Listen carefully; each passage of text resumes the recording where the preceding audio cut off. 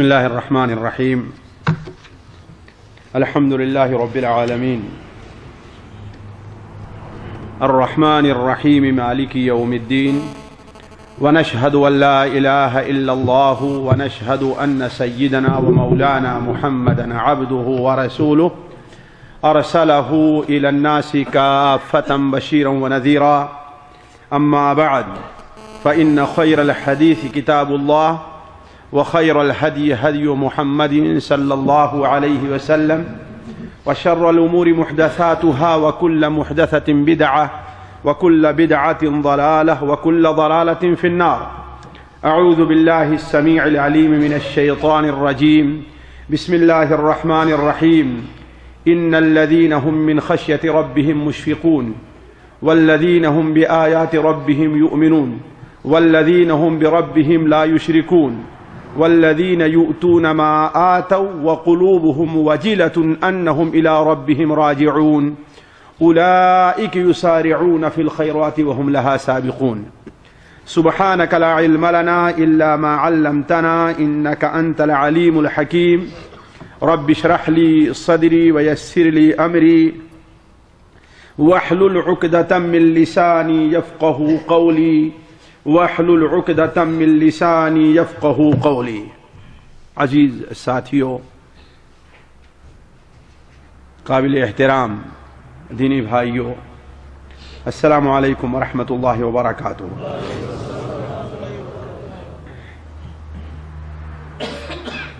ساتھیو، اللہ تبارک و تعالی نے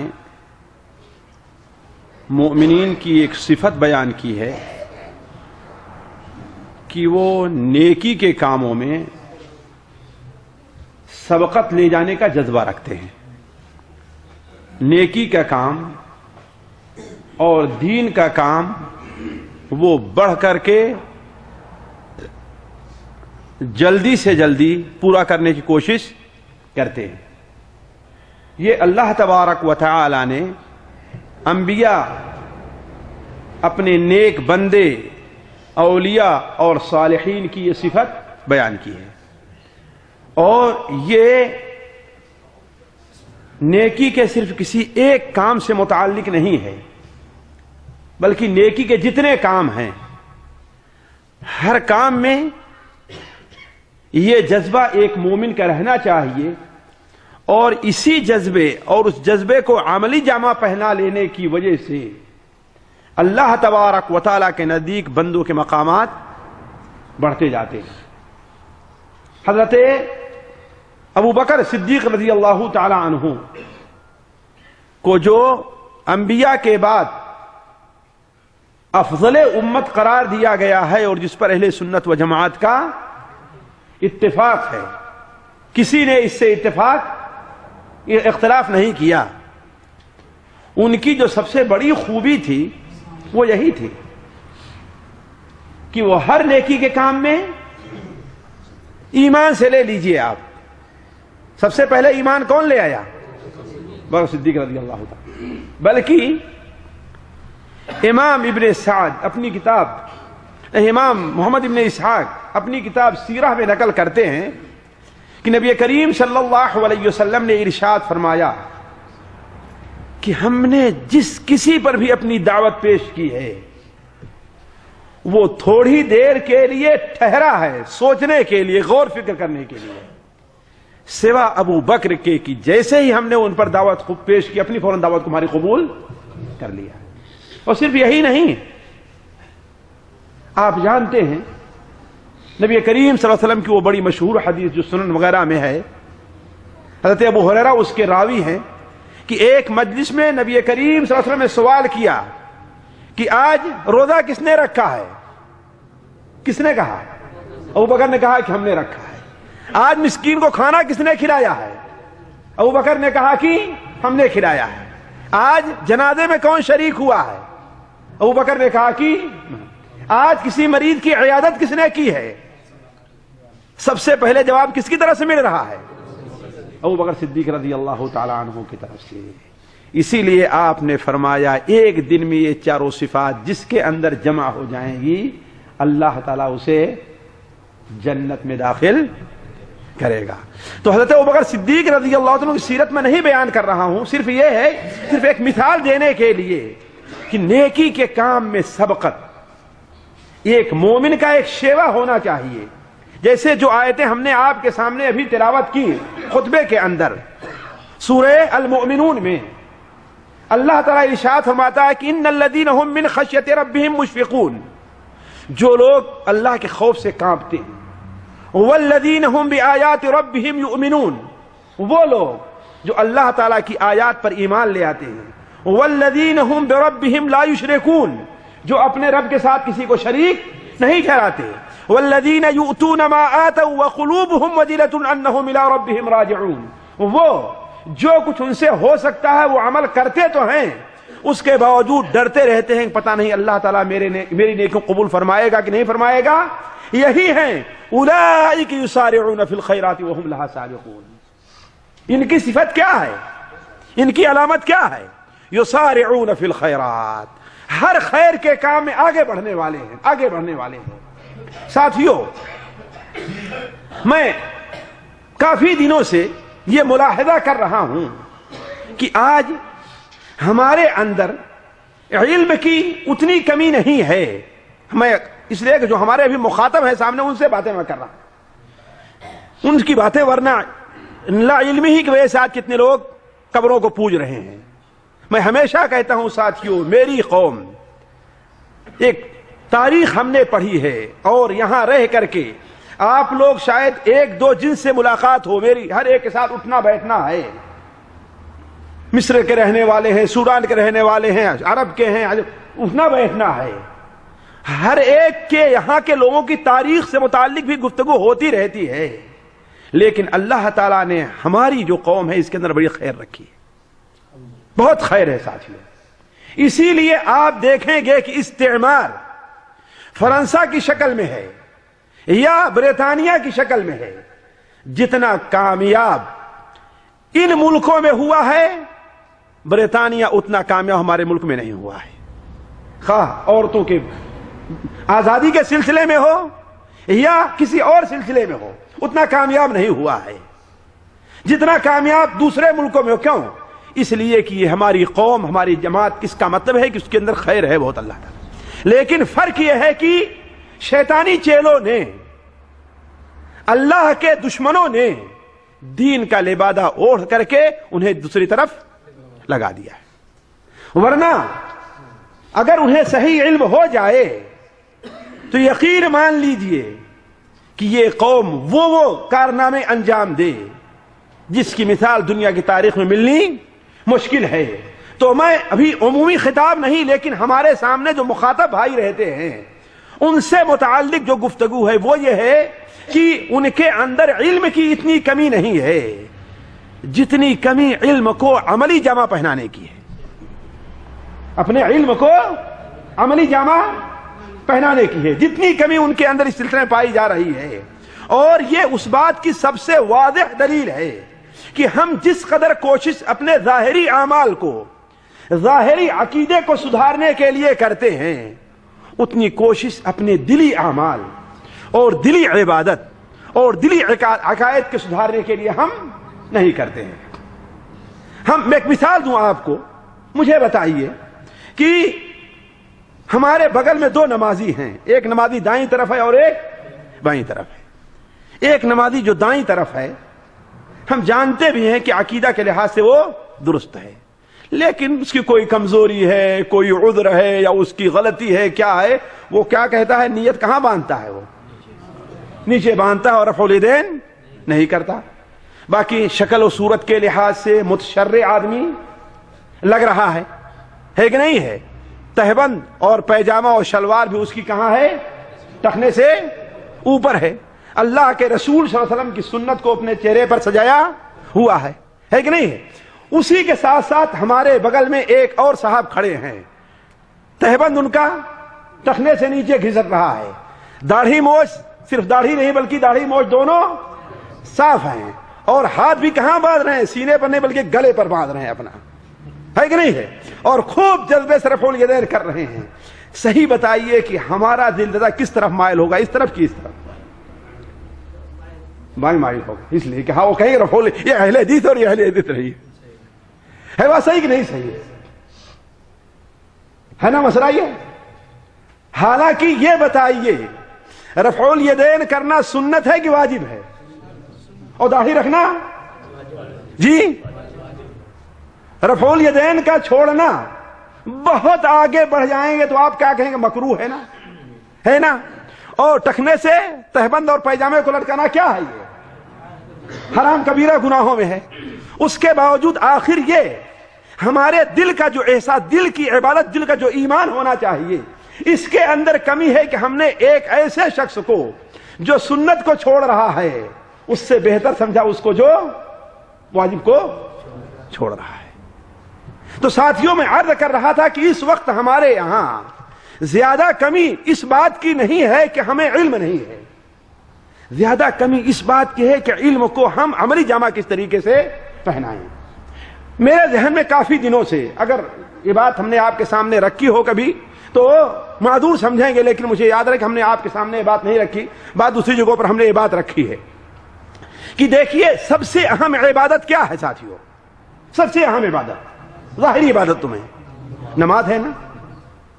اس کے فضائل، اس کے چھوڑنے پر وعید، اس میں کوتاہی کرنے والے کی خطرناکی ہم اور آپ برابر پڑھتے اور سنتے آئے ہیں، ہے کہ نہیں؟ لیکن ساتھیوں نماز کے سلسلے میں ہمارے یہاں کئی اعتبار سے کوتاہی پائی جاتی ہے۔ اس بار ہم نے سفر کا میں بھی اس کا اندازہ کیا۔ مثال دوں میں جس جہاز سے سفر کر رہا تھا وہ جہاز جدہ سے آ رہا تھا حاجیوں کو لے کر کے، میں عام مسافروں کی بات نہیں کر رہا ہوں، جدہ سے آ رہا تھا حاجیوں کو لے کر کے۔ ہمارا جہاز یہاں ریاض سے اسے 11 بجے اڑنا تھا اور وقت پر اڑا بھی۔ ظاہر بات ہے ظہر اور 4 بجے جا کر کے اسے لکھنؤ میں اترنا تھا۔ لکھنؤ میں کئے بجے اترنا تھا اس کو؟ 4 بجے، اور 5 یا اس کے قریب مغرب کا وقت وہاں پر ہو رہا تھا، 5 بجے یا اس کے قریب مغرب کا وقت ہو رہا تھا۔ اب آپ اندازہ لگائیں کہ جہاد ہے اور بڑا جہاد ہے، 400-500 اس کے اندر مسافر ہیں، وہ 15 منٹ آدھے گھنٹے میں فارغ نہیں ہو جائیں گے، اس کے لیے گھنٹے 2 گھنٹے جتنا بھی تیزی کریں اس سے کام لیں، اتنا تو چاہیے کہ نہیں چاہیے؟ گویا ظہر اور عصر کا وقت کہاں پر ہو رہا ہے جی؟ جہاد میں ہو رہا ہے۔ سفر کرنے والے 999%، اگر 100% نہیں ہے تو 99% ہی نہیں بلکہ 999% کیا ہیں؟ مسلمان ہیں، اور اس میں آدھے یا اس کے قریب کیا ہیں؟ لوگ حاجی ہیں، حج کر کے جا رہے ہیں۔ ساتھیوں ظہر کا وقت ہوا، میں اٹھا، اپنے بغل والے سے کہا، الحمدللہ وہ بھی اللہ کا بندہ نمازی تھا، وہ بھی نمازی تھا اللہ کا بندہ، اس سے کہا نہیں یہ آنے والے میں تھا نہیں، لیکن ہمارے بغل والے جو تھے وہ اور دوسرے لوگ جو تھے، کہتے ہوئے جا رہا ہوں کہ بھائی نماز کا وقت ہو گیا ہے، نماز پڑھ لیجئے، وہ عصر ظہر عصر، ورنہ آگے موقع ملنا مشکل ہے۔ ساتھیوں پوری جہاد میں سے مشکل سے 10 لوگ اٹھ کر کے، وہ بھی میرے 2 یا 3 بار کہنے کے باوجود، 2 یا 3 بار پورے جہاد میں سے مشکل سے 10 لوگ کیا ہے؟ نماز پڑھے ہوں۔ آخر نماز کے سلسلے میں میں جانتا ہوں کہ ان میں بہت سے لوگ ہیں جو نماز پڑھتے ہیں، 5 وقت کی نماز پڑھتے ہیں، لیکن ایسے موقع پر آ کر کے ان کے سامنے نماز کی اہمیت نہیں رہ جاتی۔ ان میں سے ایک آدھ کو میں دیکھا کہ جلدی بیچارہ اتر کر کے کہیں ایئرپورٹ پر کہیں کنارے کھڑے ہو کر کے نماز پڑھ رہا تھا، لیکن 1 ہی یا 2 دکھائی دیے بس، باقی سارے لوگوں کی گویا 2 وقت کی نماز چھوٹی، اور اس کے لیے کسی کے چہرے پر ہم نے گھبراہٹ اور پریشانی نہیں دیکھی۔ ساتھیوں کہاں ہیں وہ لوگ؟ کہاں ہیں وہ لوگ؟ ایک تابعی ایک بار گھر سے نکلے اور ان کی جماعت چھوٹ گئی نماز کی تو رونے لگے، وہ جماعت چھوٹ گئی تو وہ رونے لگے۔ ایک دوسرے تابعی وہ بیان کرتے ہیں کہ مجھے عراق کی حکومت مل جائے، مجھ سے چھین جائے، مجھے اس کی اتنی پرواہ اور اتنی فکر نہیں رہے گی جتنی اگر میری ایک وقت کی نماز چھوٹ جاتی ہے تو اتنی پرواہ رہے گی۔ نماز نہیں بلکہ جماعت چھوٹ جاتی ہے، نماز تو چھوڑ دیجیے، جماعت اگر چھوٹ جاتی ہے تو مجھے اس کی پرواہ رہے گی۔ تو کہنے کا مطلب یہ ہے کہ ساتھیوں، نماز کی اہمیت ہم اور آپ جانتے ہیں۔ ہم میں سے بہت سے لوگ جو نماز پڑھتے ہیں، میں اپنے کو اور اپنے بھائی دعات کو اور تمام لوگوں کو اس سے مخاطب کروں گا کہ اس پر توجہ دینے کی ضرورت ہے۔ دو قسم کی کوتاہیاں بڑی پائی جاتی ہیں نماز کے سلسلے میں۔ ایک تو یہ ہے کہ نماز پڑھتے ہیں لیکن نماز پڑھنے میں جلد بازی سے مراد کیا ہے؟ یعنی فوراً وقت ہو جائے اس کے لیے تیار رہنا اور فوراً مسجد پہنچ جانا اور یہ ادا کرنا، اس سلسلے میں بڑی کوتاہی ہے۔ نماز اذان سے پہلے نماز کے لیے تیاری کرنا یہ تو بڑی دور کی بات ہے، وقت ہونے سے پہلے تیاری کرنا یہ تو بڑی دور کی بات ہے۔ یہاں اذان ہو جانے کے بعد ابھی تو کہتے ہیں کتنا 20 منٹ کا، ارے امام صاحب بہت لیٹ آیا کرتے ہیں، امام صاحب بہت لیٹ آیا کرتے ہیں، کیا کریں گے، چلو تھوڑی دیر آرام کر لیتے ہیں تو چلتے ہیں۔ جبکہ یہ کرنے کی وجہ سے وہ کتنی نعمتوں سے اور کتنی نیکیوں سے محروم ہو رہے ہیں، اس کا اندازہ ابھی آپ کو اس مجلس سے لگے گا۔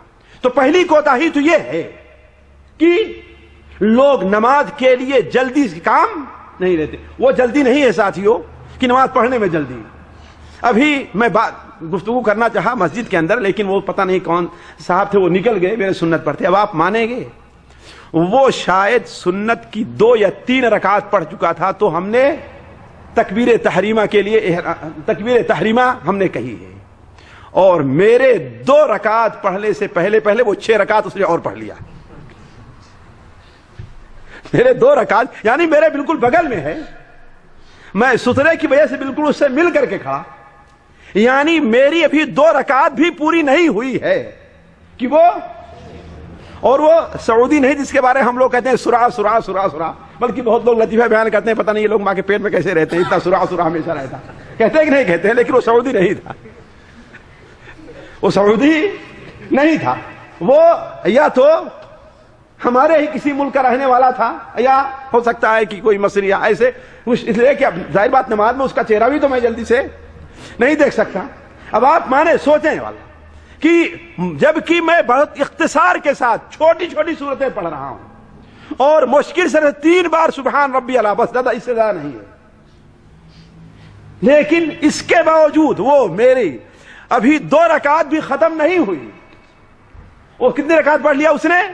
6 رکعات پوری پڑھ لیا۔ تو اس جلدی کی بات نہیں کر رہا ہوں میں اس جلدی کی بات کر رہا ہوں کہ نماز کے لیے جلدی تیاری کرنا، نماز کے لیے جلدی مسجد میں حاضر ہونا، اپنے دل کو مسجد سے لگائے رکھنا، یا اس کی بات میں کہوں کہ اس میں بڑی کوتاہی ساتھیوں پائی جا رہی ہے۔ اور دوسری چیز، معمولی سا سبب بن جائے، بس ہمیں معمولی سا عذر مل جائے، نماز کو ہم اس کے وقت سے ٹال دیا کرتے ہیں، معمولی سا عذر ہے۔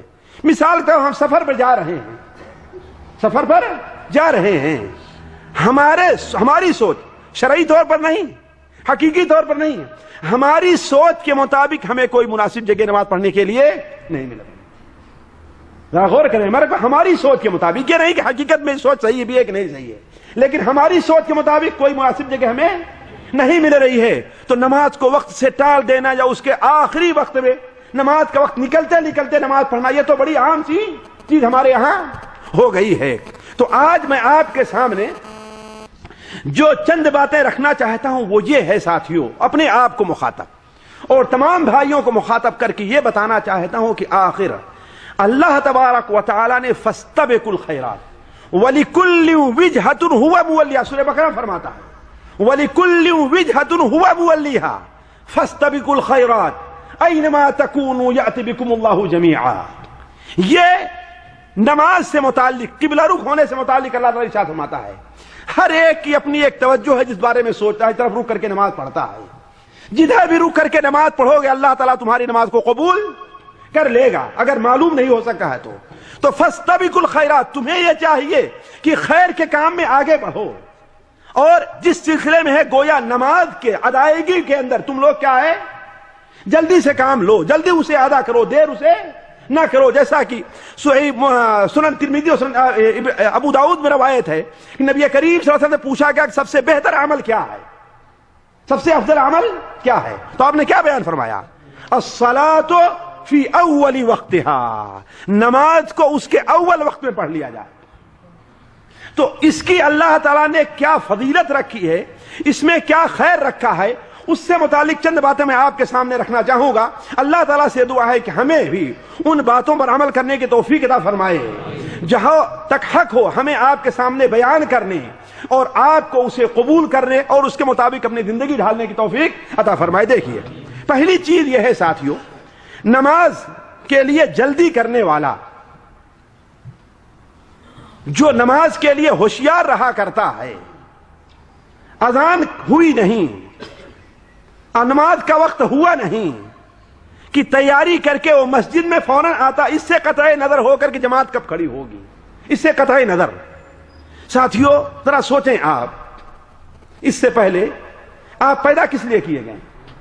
جی اللہ کی عبادت کے لیے، یہی ہے نا آپ کی زندگی کی۔ اچھا سعودیہ سے یہاں آئے کیوں ہیں؟ جی کتنی دیر تک ڈیوٹی دیتے ہیں کم سے کم؟ جی ہر آدمی کا اپنا مختلف ہے، بھائی میں 8 گھنٹے دیتا ہوں، ہے کہ نہیں ہے، اور آپ 10 گھنٹے دے رہے ہوں گے کوئی، اور کسی کو 16 گھنٹے ہوگی، ہے کہ نہیں ہے، اور کسی کا سونا بھی کیا ہوگا، خواب بھی دیکھتا ہے اپنے کام ہی کے بارے میں، وہ گویا 24 گھنٹے اس کی زندگی کس میں چل رہی ہے، اس لیے کہ جب جو چیز سوچ کر کے آئے گا سوئے گا وہ اسے خواب میں بھی، ہے کہ نہیں ہے، تو گویا 24 گھنٹے ہے۔ لیکن کیا آپ نے سوچا کہ آپ اس دنیا میں کس لیے آئے ہیں؟ جی اللہ کی عبادت کے لیے، اور اللہ کی عبادت کا سب سے بڑا مظہر کیا چیز ہے ساتھیوں؟ وہ نماز ہے۔ اللہ کی عبادت کا سب سے بڑا مظہر کیا ہے؟ نماز ہے۔ اسی لیے نماز کی معافی کسی بھی حالت میں، اگر آپ کے عقل اور ہوش باقی ہیں تو کسی بھی حالت میں آپ کے اوپر سے نماز معاف نہیں، اور نماز ہی وہ عبادت ہے جو آپ سے دن میں 5 بار کا مطالبہ ہے۔ آپ پیدا کیے گئے ہیں گویا نماز کے لیے، تو ذرا سوچیں 24 گھنٹے میں آپ نماز کے لیے کتنا وقت دے رہے ہیں؟ سعودیہ آئے ہیں کمانے کے لیے تو کم سے کم 8 گھنٹے تو ڈیوٹی دے رہے ہی نہیں دے رہے، 7 گھنٹے جو چوری کر لے، ہے کہ نہیں ہے، بھائی آدھا گھنٹہ لیٹ جائے گا اور ہے نا کچھ وہاں، اور آدھا گھنٹہ ناشتے کے لیے نکال لے گا اپنا، ہے کہ نہیں، اور اگر آج زمانہ ہے نیٹ پر کمپیوٹر بیٹھ کر تو آدھا گھنٹہ 1.25 گھنٹے کیا ہے اپنا نیٹ پر ادھر ادھر گرا کی چیزیں دیکھتا رہے گا، ہے کہ نہیں ہے، اس میں بھی چوری کر لے رہا ہے۔ لیکن کم سے کم ہر انسان اقرار تو کرتا ہے نا کہ ہاں بھائی میں 8 گھنٹے ڈیوٹی دیتا ہوں، ہے کہ نہیں، چوری کر رہا ہے بھلے سے لیکن اتنا تو اقرار کر رہا ہے نا۔ لیکن ذرا آپ سوچیں کہ آپ جس کام کے لیے اس دنیا میں آئے ہیں ان کا ایک بڑا مظہر نماز ہے، اس کے لیے آپ کتنا وقت دے رہے ہیں؟ سوچیں آپ، ہر نماز کے لیے اگر آپ آدھا گھنٹہ رکھ لیں، میں زیادہ نہیں آپ سے مطالبہ کرتا، واللہ زیادہ نہیں کرتا مطالبہ، صرف آدھا گھنٹہ رکھ لیجئے آپ، تو کتنا وقت آپ کا جائے گا 24 گھنٹے میں؟ جی صرف 2.5 گھنٹے جائے گا۔ یہ اس صورت میں کہ زیادہ سے زیادہ اگر آپ دیں تو، ورنہ کچھ لوگ تو 5 منٹ بھی نہیں دیتے ہیں، کچھ لوگ تو سرے سے وقت دیتے ہی نہیں ہیں، لیکن جو دے رہے ہیں ان سے مطالبہ ہے کہ کیا آپ جس مقصد کے لیے اس دنیا میں آئے ہیں اس کے لیے 2.5 گھنٹہ آپ نہیں نکال سکتے 24 گھنٹے میں؟ دنیا کے لیے آپ 8 گھنٹے 10 گھنٹے نکال رہے ہیں کم سے کم، لیکن آخرت کے لیے آپ آدھا گھنٹہ نہیں نکال سکتے؟ ذرا سوچیں آپ۔ تو کہنے کا مطلب ہے کہ جو شخص نماز کا وقت ہوتے ہی اذان سن کر کے مسجد میں آتا ہے اور نماز کے انتظار میں بیٹھا رہتا ہے، جماعت کھڑی ہونے کے انتظار میں بیٹھا رہتا ہے، اس کا شمار نماز ہی میں ہوتا ہے، یعنی گویا وہ نماز پڑھ رہا ہے، گویا کہ وہ نماز پڑھ رہا ہے۔ یہ اللہ تعالیٰ کی فضیلت دیکھیے، اللہ تعالیٰ کو کیا فضیلت عطا کر رہا ہے۔ چنانچہ نبی کریم صلی اللہ علیہ وسلم کی حدیث صحیح بخاری اور صحیح مسلم میں ہے. میں ہر بات جو اختصار کے ساتھ کہوں گا اس کی دلیل بھی دوں گا. صحیح بخاری اور صحیح مسلم میں نبی کریم صلی اللہ علیہ وسلم کی حدیث ہے. حضرت ابو ہریرہ اس کے راوی ہیں کہ لا یزال احدکم فی صلاۃ ما دامت الصلاۃ تحبسه لا يمنعه ان ينقلب الى اهله الا الصلاۃ. تم میں کا جو شخص نماز کے انتظار میں بیٹھ کر کے نماز کا انتظار کر رہا ہے، گویا یہ اس کا پورا وقت کس میں جا رہا ہے؟ نماز ہی میں جا رہا ہے. گویا وہ نماز پڑھ رہا ہے، گویا وہ نماز پڑھ رہا ہے. اور ساتھیوں ذرا سوچیں 2 رکعت نماز کی اہمیت کتنی ہے. 2 رکعت نماز، صرف 2 رکعت، صرف 2 رکعت ساتھیوں، نفلی نماز اور ہلکی نماز جسے آپ مشکل سے 4 منٹ میں پڑھ لیں گے. ہمارے اس بھائی کے طریقے سے نہیں کہ 4 منٹ سے 6 رکعت پڑھ لیے، ہے نا. لیکن عام نماز عام طور پر اگر سوچے کم سے کم جو واجبات ہیں اس کو ادا کرے تو کم سے کم 3 یا 4 منٹ لگے نہیں لگیں گے. یہ 2 رکعت نماز شریعت کے اندر کیا اہمیت رکھتی ہے. نبی کریم صلی اللہ علیہ وسلم کا گزر ایک بار ایک قبر کے پاس سے ہوا جسے بھی جلد ہی دفن کیا گیا تھا. آپ صلی اللہ علیہ وسلم اس قبر پر کھڑے ہو کر کے آپ کیا فرمائیں؟ حالانکہ یہ بات آپ بغیر قبر پر کھڑے ہوئے ہی فرما سکتے تھے، لیکن اس کی اہمیت کو جتانے کے لیے تاکہ صحابہ کرام کو یہ بات اچھی طریقے سے یاد رہے، آپ نے کھڑے ہو کر کے کہا کہ 2 ہلکی رکعت نماز جسے تم آسان سمجھتے ہو، جسے تم کوئی اہمیت نہیں دیتے، اس قبر والے کے نزدیک دنیا اور دنیا کی ساری نعمتوں سے بہتر ہے. صرف 2 رکعت نماز. ساتھیوں میں کہیں سے توجہ دینے کی ضرورت ہے ان امور کے اوپر. ہمارے یہاں اتنے علم کی کمی نہیں ہے جتنا اس علم کو عملی جمع پہنانے کی کمی پائی جا رہی ہے. تو آپ صلی اللہ علیہ وسلم نے ارشاد فرمایا کہ جب تک کوئی شخص نماز کے انتظار میں بیٹھا رہتا ہے اس کا شمار کس میں ہوتا ہے؟ حضرت انس بن مالک کی روایت بخاری شریف میں ہے کہ اللہ کے رسول صلی اللہ علیہ وسلم ایک بار نماز کے لیے تھوڑی تاخیر کر کے آئے. عشاء کی نماز میں آپ عشاء کی نماز میں تھوڑی تاخیر کیا کرتے تھے اور اسے افضل بیان بتایا ہے آپ صلی اللہ علیہ وسلم نے.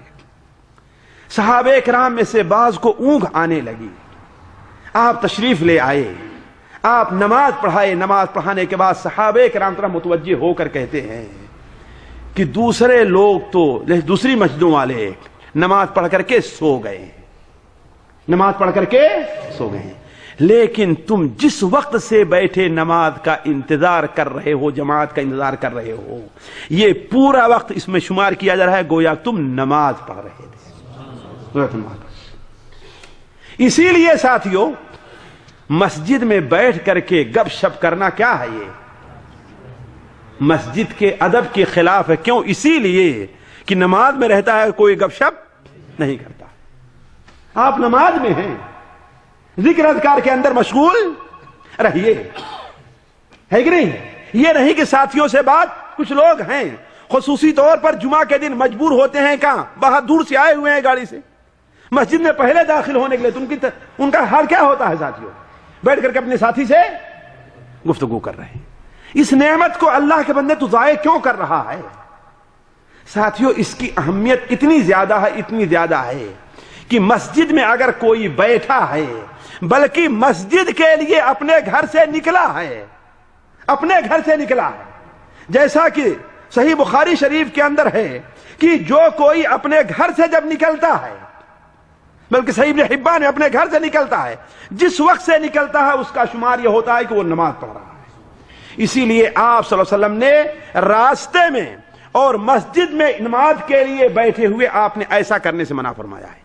ایک ہاتھ کی انگلیوں کو دوسرے ہاتھ انگلیوں میں داخل کرنے سے آپ نے منع فرمایا ہے. اس مسئلے کو سمجھ لیجیے. آپ مسجد میں بیٹھے ہیں تو ایسے کر کے نہ بیٹھیے، مسجد کے لیے نکلے ہیں تو ایسا کر کے نہ آئیے. جیسا کہ سنن ابو داؤد وغیرہ میں حضرت سعد بن ابی وقاص بن عجرہ سے بالکل صحیح روایت ہے کہ آپ صلی اللہ علیہ وسلم نے ارشاد فرمایا، جب تم میں کا کوئی شخص وضو کر کے اپنے گھر سے مسجد کے لیے نکلتا ہے تو اپنی ایک ہاتھ کی انگلیوں کو دوسرے ہاتھ میں داخل نہ کرے، اس لیے کہ اس کا شمار نماز میں ہو رہا ہے، گویا وہ نماز کے اندر ہے. تو ساتھیوں یہ ایک فضیلت ہے پہلے آنے والے کے لیے کہ جتنی دیر تک مسجد میں بیٹھا نماز کا انتظار کرتا رہے گا اس کا شمار کیا ہوگا؟ نماز۔ دوسری فضیلت یہ بتائیے، اگر آپ میں سے کسی کو معلوم ہو جائے کہ ابو محمد بھائی آپ کے لیے خصوصی دعا کرتے تو اس پر آپ خوش ہوں گے کہ نہیں خوش ہوں گے؟ ہاں، ان کے قریب آنے چاہیں گے نہیں آنے چاہیں گے؟ بلکہ یہ دیکھیں گے کہ وہ کون سا ہم کام کریں کس سے اس لیے کہ دیکھیے بھائی، انجام کار اور کسی کے دل کی بات اللہ تعالیٰ جانتا ہے، لیکن ہم اور آپ ظاہر میں حکم لگاتے ہیں۔ کوئی ظاہر میں نیک عمل کرتا ہے تو مجھ سے نیک اور صالح سمجھتے ہیں، ہے کہ نہیں؟ ہمارا حکم ظاہر پر لگتا ہے۔ تو کسی ابو محمد ہی بھائی کی بات نہیں، کسی بھی اور کی، کوئی بڑا نیک آدمی مشہور ہے، اس کے بارے معلوم ہو جائے کہ ہمارے لیے دعا کرتا ہے تو ہم اس پر خوش ہوں گے کہ نہیں خوش ہوں گے؟ اور ہماری کوشش رہا کرے گی کہ ہم وہی عمل کریں جس سے وہ خوش ہوں، کہیں ہم سے ناراض نہ ہو جائے۔ ہے بات صحیح کہ نہیں صحیح؟ اور اگر میں آپ سے بتاؤں کہ وہ کام جس سے ابو محمد سے افضل ذات آپ کے لیے دعا کرے تو، ہم سے افضل ذات آپ کے لیے دعا کرے تو، جی، جس کی دعا کی قبولیت میں انشاءاللہ کوئی شبہ نہیں ہے، تو یہ فضیلت کی چیز ہے کہ نہیں کی؟ لیکن یہ حاصل کب ہوگی؟ یہ انہی میں سے کہ اگر آپ اذان کا وقت اذان ہوتے ہی، نماز کا وقت ہوتے ہی اذان ہوئی کہ آپ فوراً تیار ہیں یا تیاری کر کے مسجد کا آپ رخ کر لیں اور مسجد میں بیٹھے اللہ تعالیٰ کا ذکر کرتے رہیں۔ وہ کون سی ذات ہے جو آپ کے لیے دعا کرے گی؟ اللہ کے فرشتے دعا کریں گے، اللہ کے فرشتے دعا کریں گے۔ اسی لیے امام ابن کثیر رحمہ اللہ تفسیر میں کثیر میں نقل کرتے ہیں کہ ایک شخص کسی بزرگ کے پاس گیا، کہا کہ آپ میرے لیے دعا کیجیے۔ کہا اللہ کے بندے میں تمہیں وہ عمل بتاتا ہوں کہ وہ کر لو تو ہم سے بہتر شخصیات تمہارے لیے دعا کریں گی۔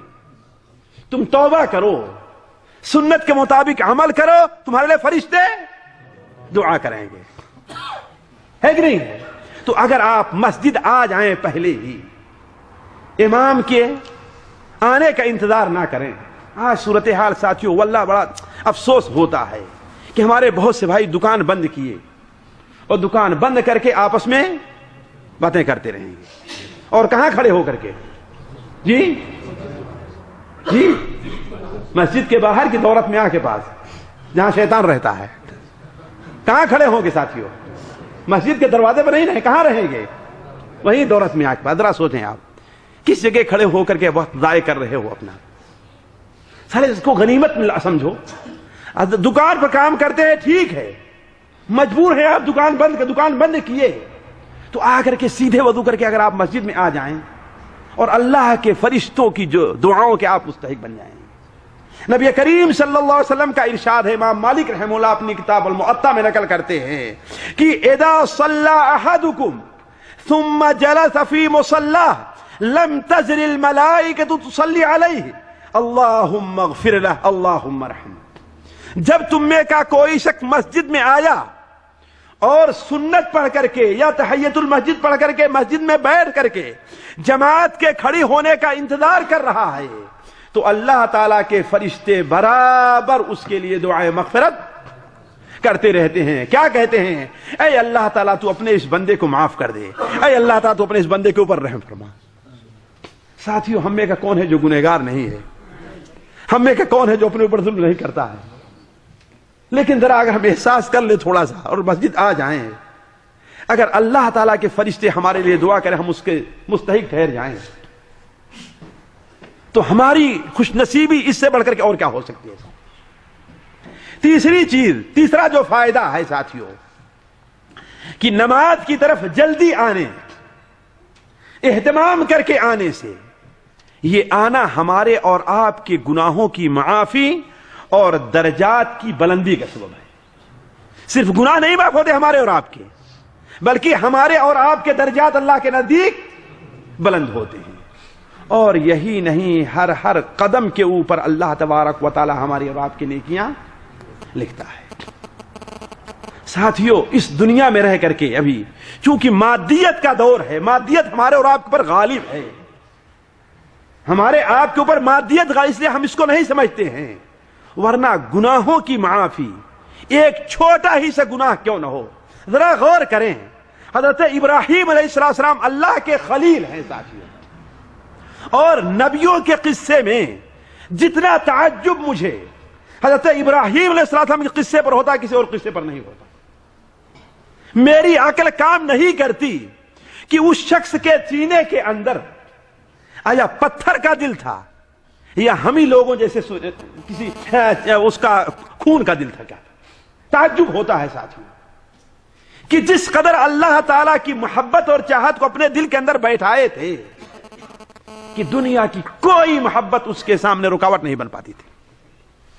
ذرا سوچیں ساتھیوں، 80 سال کے ہو گئے ہیں اور دعا کر رہے ہیں کہ اللہ تعالیٰ بیٹا، اللہ تعالیٰ ایک بیٹا دیتا ہے اور بیٹا ابھی دودھ پی رہا ہے، چلنے کے لائق نہیں ہے، دودھ پی رہا ہے، اللہ تعالیٰ کا حکم ہوتا ہے کہ کہاں چھوڑ کر کے آ جاؤ؟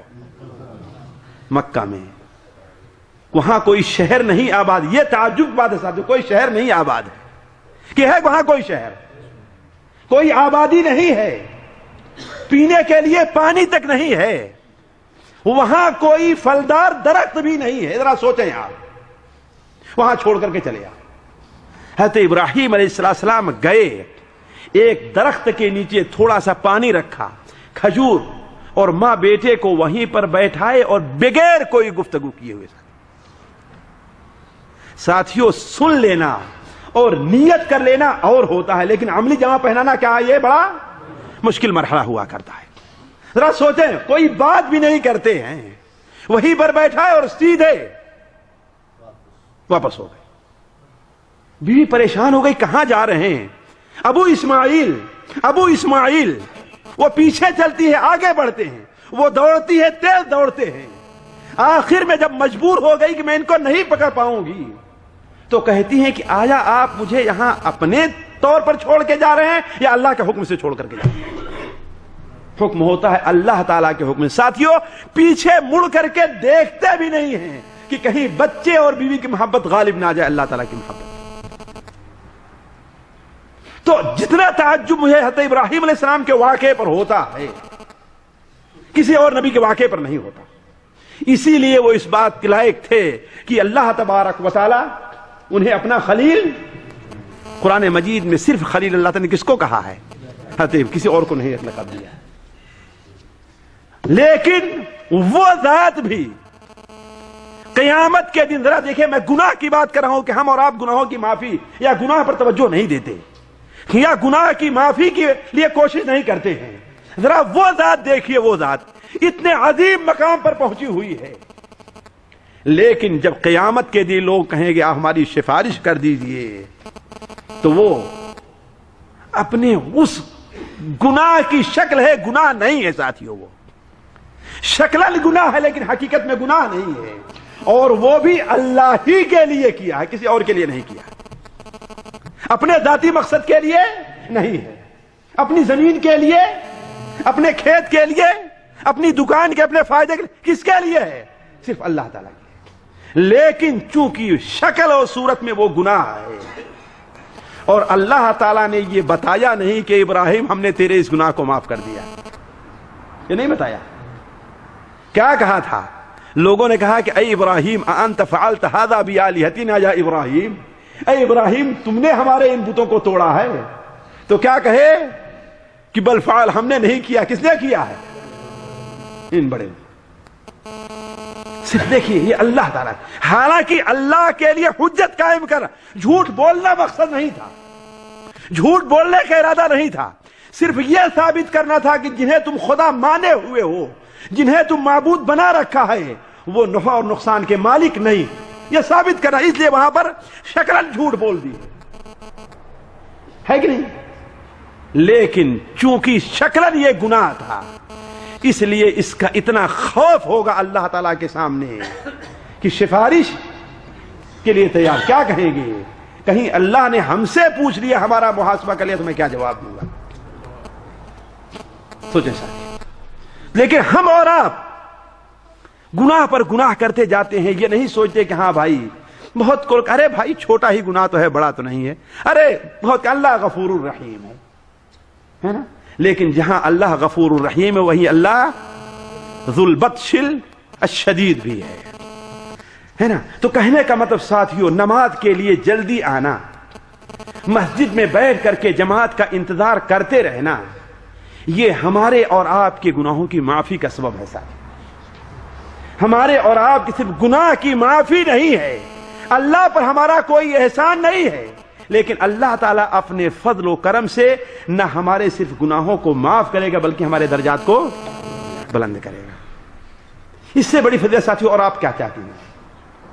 پھر بھی ہم سے نماز میں آنے کے لیے جلدی نہیں ہوتی، انتظار کرتے رہتے ہیں کہ ابھی امام صاحب تو آئے نہیں، ابھی تو اذان ہوئی، ابھی تو اذان ہوئی۔ نبی کریم صلی اللہ علیہ وسلم کا ارشاد ہے صحیح مسلم شریف میں، مسند احمد میں، سنن ترمذی میں، حضرت ابو ہریرہ رضی اللہ عنہ کی روایت ہے کہ اللہ کے رسول صلی اللہ علیہ وسلم نے ارشاد فرمایا، الا ادلکم علی ما یمحو اللہ بہ الخطایا ویرفع الدرجات، کیا میں تمہیں وہ کام نہ بتلا دوں جس کام کے کرنے کی وجہ سے اللہ تعالیٰ تمہارے گناہوں کو معاف کر دے اور تمہارے درجات کو بلند کر دے۔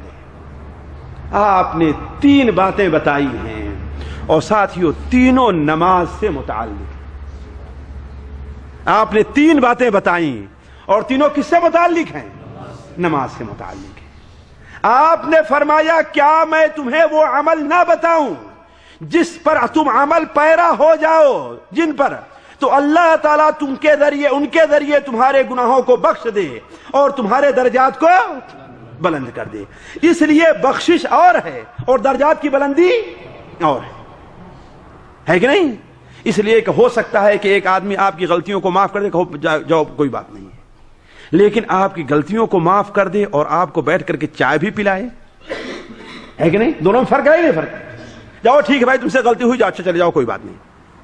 اور ایک یہ غلطی ہے کہ ہاں بھائی چلو ٹھیک ہے معاف کر دیا، کوئی بات نہیں، انسانی سے غلطی ہوتی ہے کہ نہیں ہے؟ یہی کیا کم ہے، تم اس کے اوپر شرمندہ ہو، اچھا ہو آپ اسے کچھ ہدیہ و تحفہ بھی دے دیں، ہے نا؟ دونوں میں فرق۔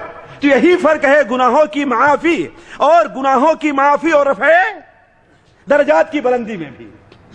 تو جو شخص مسجد کے لیے جلدی آتا ہے اس کا ایک فائدہ یہ بھی ہے، جیسا کہ آپ صلی اللہ علیہ وسلم نے ارشاد فرمایا، کیا میں تمہیں وہ کام نہ بتلا دوں کہ اگر تم اس کے اوپر عمل کر لو تو اللہ تعالیٰ تمہارے گناہوں کو بخش دے اور تمہارے درجات کو بلند کر دے۔ صحابہ کرام نے کہا اے اللہ کے رسول اللہ ضرور بتلائیے۔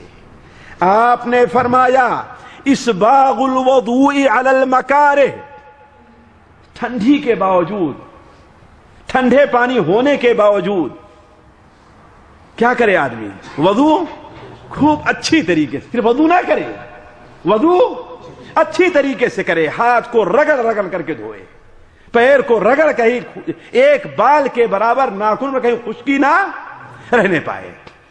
تو پہلی چیز کیا ہے؟ نمازی سے متعلق ہے کہ نہیں متعلق ہے؟ اچھی طریقے سے، پریشانی کے باوجود بھی اچھی طریقے سے وضو کرے اور مسجد کی طرف کثرت سے جانا، زیادہ قدم مسجد کی طرف اٹھیں۔ اور تیسری چیز کیا ہے؟ ایک نماز کے بعد دوسری نماز کا انتظار کرتے رہیں۔ سنت پڑھ لیا، آپ کس کا انتظار کر رہے ہیں؟ فرض کا انتظار کر رہے ہیں۔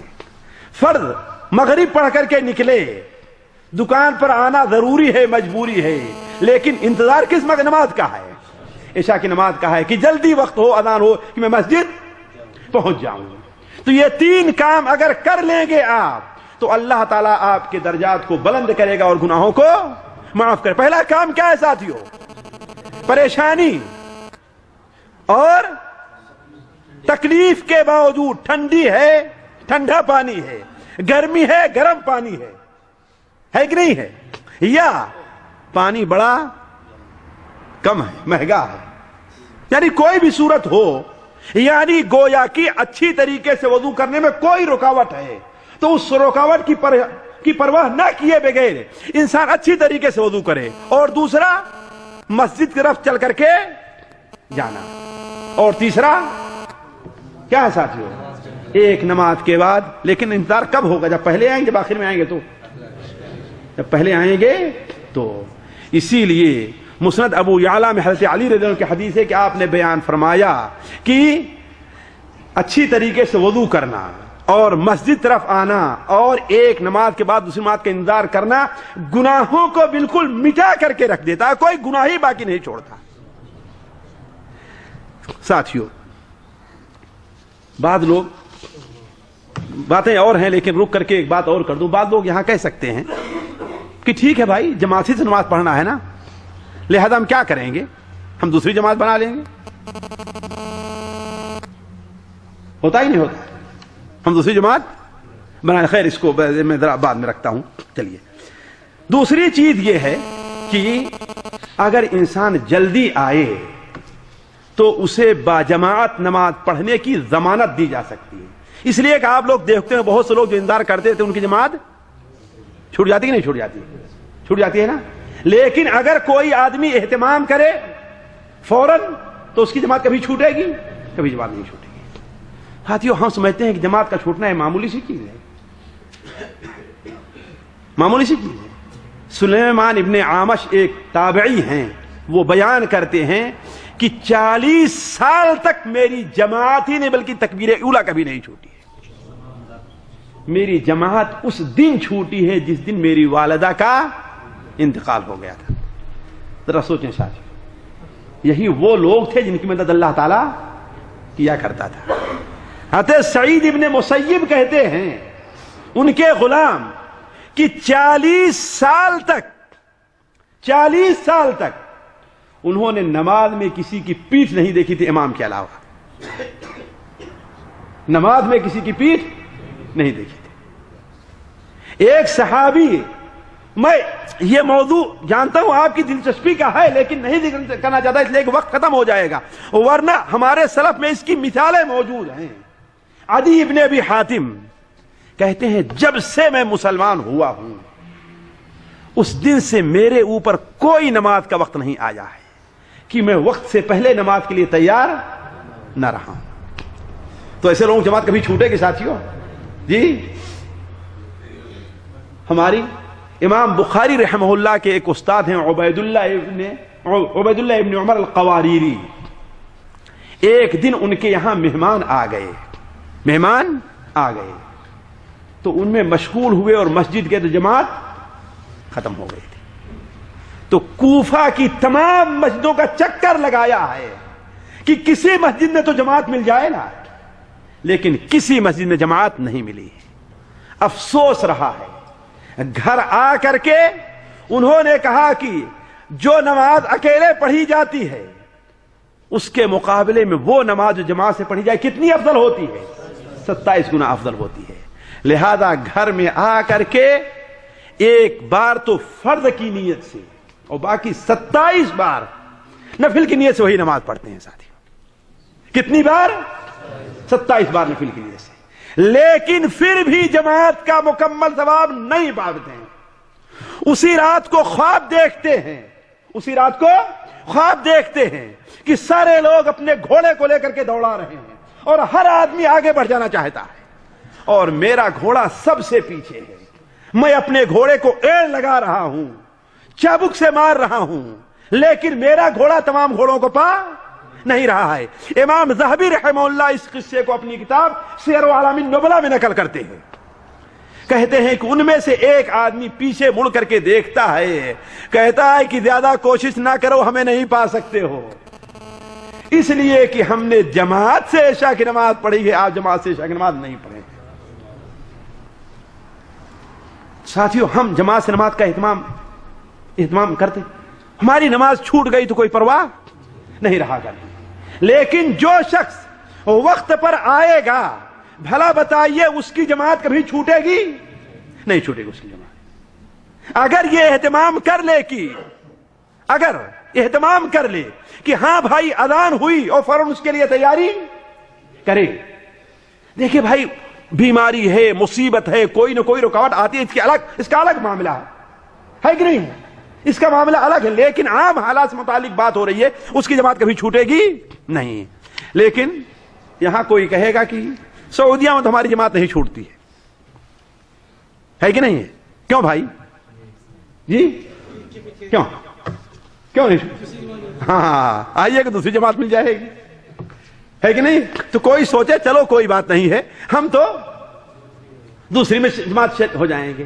لیکن ساتھیو یہاں مجھے آپ سے 2 باتیں یا 3 باتیں کہنی ہیں، اس پر توجہ دے لیں۔ اصل یہ جو فضیلت بیان کی گئی ہے یہ پہلی جماعت سے متعلق ہے، جو اصل جماعت ہے، جو امام اصلی امام ہے اس کے ساتھ نماز پڑھنے والی، ورنہ آپ گھر میں پڑھ لیجئے بھائی، آپ کو ثواب ملے گا وہ جی۔ بلکہ میں تو کہتا ہوں جان بوجھ کر کے پہلے امام کی جماعت کو اگر کوئی چھوڑ رہا ہے تو خطرہ ہے کہ اسے دوسری جماعت اگر جو بناتا ہے کہیں ثواب کے بجائے اسے گناہ نہ ہو۔ کیوں؟ اس لیے کہ اصل جماعت کون ہے، اصل امام کون ہے، اس لیے یہ ثواب اجر کس کو ملے گا۔ اسی لیے ساتھیوں دوسری بات یہ ہے کہ بہت سے علماء تو دوسری جماعت کو پسند کرتے ہی نہیں، جیسے علماء شافعیہ ہیں، علماء احناف ہیں، حتیٰ کہ بعض علماء اہل حدیث بھی کہتے ہیں کہ دوسری جماعت مشروع اور مسنون نہیں۔ دیکھیں الگ اس سے کہ ان کا قول کہاں تک صحیح کہاں تک الگ مسئلہ ہے، میں ابھی وہ فقہی مسئلہ آپ کے سامنے بیان کرنا، لیکن یہ ہے کہ آدمی ہوشیار رہے، آدمی کیا ہے، ہوشیار رہے۔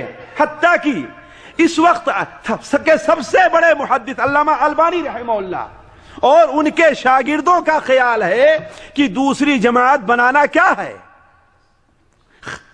مکروہ ہے، خاص طور پر اگر جان بوجھ کر کے پہلی جماعت چھوڑی گئی ہے تو،